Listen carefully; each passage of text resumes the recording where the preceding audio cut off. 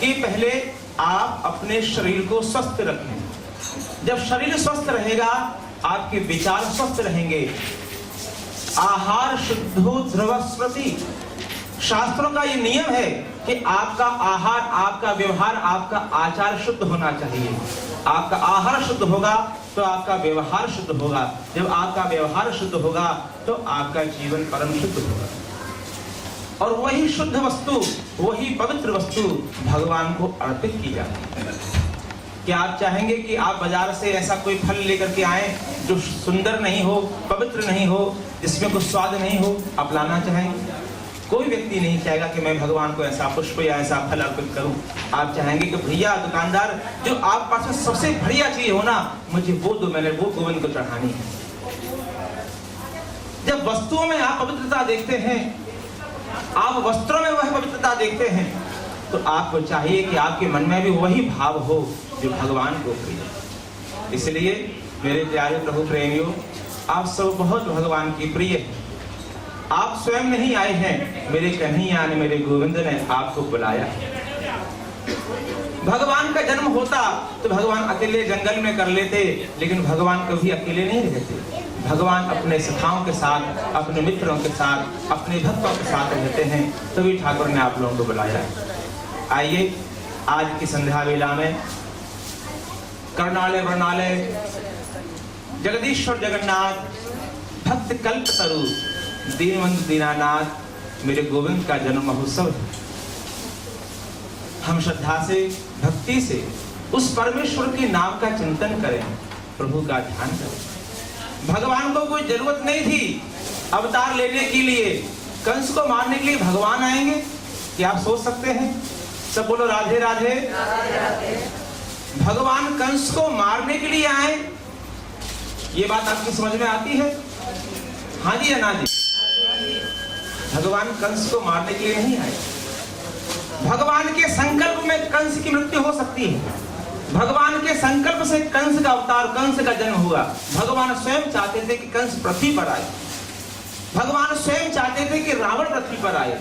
भगवान स्वयं चाहते थे कि हिरण्यकश्यप, हिरण्याक्ष स्वयं आए। ये भगवान की प्रेरणा थी, भगवान से बिना पूछे नहीं आए। भगवान ने उनको पहले भेजा था कि तुम जाओ पृथ्वी पर जाकर के नाना प्रकार के कृत्य करो, ताकि जब तुम्हारे इस दुष्ट प्रभाव से जो समाज है, जब उसके अंदर करुणा बनेगी, प्रेरणा बनेगी, प्रार्थना बनेगी, तब मैं अवतार हूं।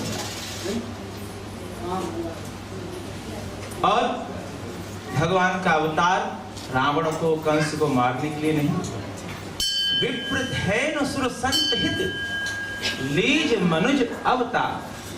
भगवान का अवतार तो आप सब लोगों के लिए, हम सब भक्तों के लिए हुआ है। भगवान का अवतार कंस को, रावण को मारने के लिए नहीं। भय प्रगट कृपाला दीन दयाला कौशल्या हितकारी। वहां कौशल्या भगवान के जन्म उस समय बड़ी प्रसन्न होती है। वहीं देवकी जब कारागृह में भगवान को जब देखती है कि भगवान प्रकट हुए हैं, चतुर्मुख, चतुर्भुजा लेकर के, सुंदर मुख है महाराज, इतना देव तेज स्वरूप भगवान का है, तो प्रार्थना करने लगी कि आप कौन हैं? तो भगवान ने कहा कि मैं आपका पुत्र हूं। सब बोलो राधे राधे। कथा में आए हो, भगवान के भजन में आए हो, तो एक संकल्प, एक नियम बांध के रखो कि आपके यहाँ जो कथा हो रही है, सत्संग हो रहा है, प्रेम से सुनना, क्योंकि आपका समय बहुत कीमती है। उस समय में आप भगवान का भजन श्रवण कर रहे हो, तो भगवान का भी मान रहे और आपका भी मान रहे।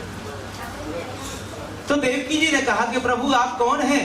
भगवान ने कहा कि मैं आपका पुत्र हूं। देवकी ने कहा, अरे मेरे अब तक 6 पुत्र हुए हैं, 6 बालक हुए हैं।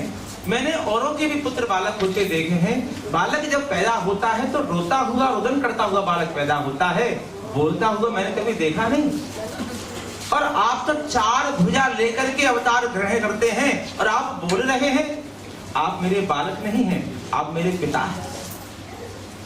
नहीं नहीं, मैं ही आपका बालक हूँ।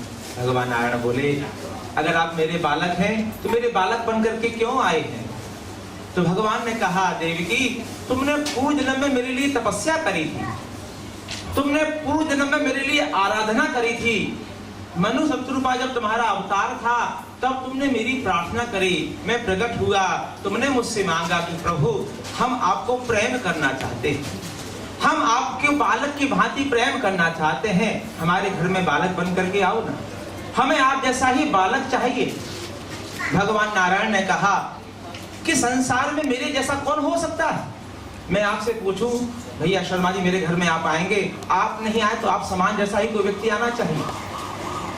आप कहें पंडित जी, पंडित प्रशांत जी हमारे घर में आइएगा, प्रयास करें आप आए, आप नहीं आए तो आप जैसा ही कोई आए, तो शक्ल किसी की किसी से मिलती नहीं, विचार नहीं मिलते, व्यवहार नहीं मिलते।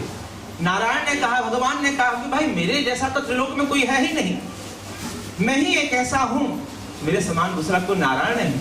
इसलिए भगवान साक्षात स्वयं ही वसुदेव जी के यहाँ गोद देवकी के यहाँ स्वयं भगवान पधारे। जब भगवान पधारे तो देवकी बड़ी प्रसन्न हुई, भगवान की स्तुति करी, भगवान का बंधन। भगवान के अवतार से देवकी के वसुदेव जी के सारे बंधन खुल गए। नंद बाबा यशोदा का घर आनंद हुआ। जानते हैं नंद बाबा यशोदा की कितनी उम्र थी? 80 वर्ष की आयु थी। आज के समय में किसी 80 वर्ष की आयु में किसी को बालक हो सकता है? संभव है? असंभव। परमात्मा वो करते हैं जो संभव नहीं होता। असंभव कार्य को भगवान संभव करते हैं, ये भगवान का।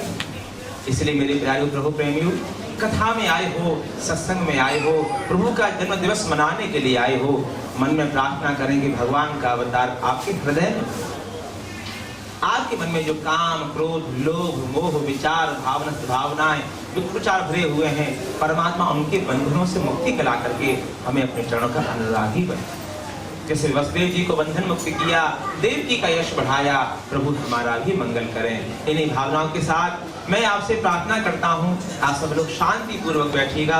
बहुत सुंदर कार्यक्रम हमारे मंदिर समिति ने तैयार किया है।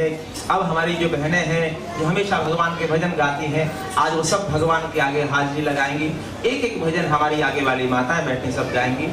उसके पश्चात हमारे मंदिर में आज बहुत ही सुप्रसिद्ध कलाकार भारत से पधारे हुए श्री सुरेंद्र ज्योति ग्रुप के जो भी ऑर्केस्ट्रा है जो पधारे हुए, उनका हम मोस्ट वेलकम करते हैं। आज हमारे मंदिर में वह अपना कार्यक्रम परफॉर्म करेंगे। उनका सहयोग कर रहे हैं चांदनी चौक वाले, रेस्टोरेंट वाले, उन सबके द्वारा मंदिर में आज सेवा है। तो मेरी प्रार्थना है कि आप सब लोग शांति पूर्वक बैठें। और मैंने जैसा कहा कि छोटे छोटे से बालक गोपाल यहाँ बन करके आएंगे, भगवान के नाम पर नृत्य करेंगे, उसका भी आप दर्शन करेंगे। तो मैं प्रार्थना करता हूँ बहन सुमन जी से, सुमन बहन जी से, प्रकाश बहन जी से और हमारी उमा जी से, सभी भगवान के आगे के भजन गाएं। आप सब लोग भजन में सम्मिलित हों और जिनको भजन गाने की इच्छा हो उनका मोस्ट वेलकम है, वो आगे आए, मुझे बताएं, मैं उनको सुनना चाहूँगा कि भजन भगवान को श्रवण कराएं। धन्यवाद। आज बहन जी माइक ले लो प्लीज, शुरू करें। आज माइक लो।